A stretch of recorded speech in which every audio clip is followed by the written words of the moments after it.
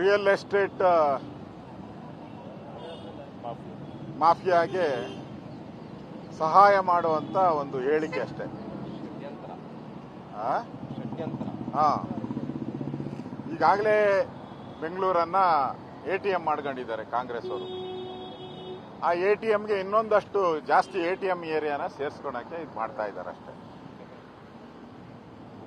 ಯಾರ್ಯಾರ ಜಮೀನು ಇದೆಯೋ ಆ ಜಮೀನುಗಳಿಗೆಲ್ಲ ದುಪ್ಪಟ್ಟು ಬೆಲೆ ಬರೋದಕ್ಕೆ ಇದು ಮಾಡ್ತಾ ಇದ್ದಾರೆ ಹೊರತು ರಾಮನಗರ ಹೆಸರಿಟ್ಟಂತ ಪುಣ್ಯಾತ್ಮನಿಗೆ ಅವಮಾನ ಮಾಡ್ತಾ ಇದ್ದಾರೆ.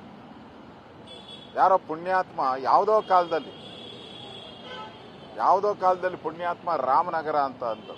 ಈ ರಾಮನ್ ಕಂಡ್ರೆ ಈ ಕಾಂಗ್ರೆಸ್ ಅವರಿಗೆ ಯಾಕೋ ಹೊಟ್ಟೆಯಲ್ಲಿ ಹಸಿ ಮೆಣಸಿನಕಾಯಿ ಇಟ್ಕೊಂಡಂಗೆ ಆಗ್ತೈತಿ. ಅವ್ರಿಗೆ ಚುಚ್ಚುತ್ತಾ ಇರ್ತೈತೆ ಅವಾಗ ಅದೊಂಥರ ರೋಗ ಅವ್ರಿಗೆ. ಅದರಿಂದ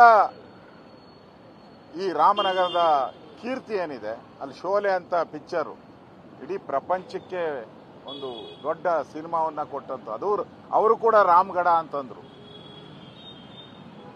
ಅವರೇನು ಬೆಂಗಳೂರು ಅಂತ ಇಟ್ಕೊಂಡಿಲ್ಲ. ಅಂತ ರಾಮನಗರಕ್ಕೆ ಅವಮಾನ ಮಾಡ್ತಾ ಇದ್ದಾರೆ.